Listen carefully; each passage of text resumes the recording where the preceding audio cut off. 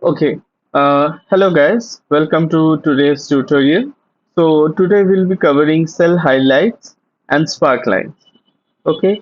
So cell highlights is something that can highlight you specific rows or cells that satisfy a specific criteria that you want to specify.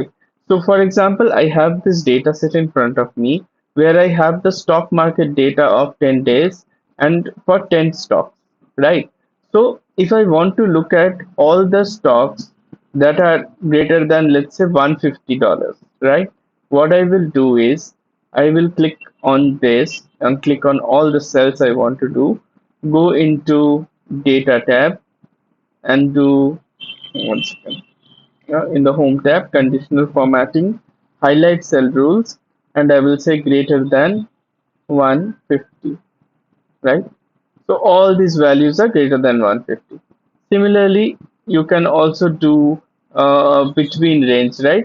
So show me values whatever are between 131 and 150, right? Let's say. So it will highlight only one cell in blue. That's the only cell that's falling, right? There are other options as well. So you can say that text that contains. So you can say text that contains 211. So if you do that, it will highlight the cells that contains that particular string, right?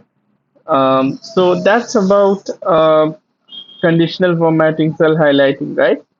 So next topic that we will discuss is basically Sparkline. So what is Sparkline? Okay, so Sparkline is basically, let's say I have this data, okay, and I want to insert a chart, like a line chart, okay. So this is giving me the stock price, right? How the stocks are performing for each of the stocks, right? Let me expand it a bit and let me just select data, and then I'm just gonna keep few series more. So it shows you this kind of thing, right? So now what if instead of a chart you want that in a column? We can do that. How we will do that is I will insert a column. I will call it spark line.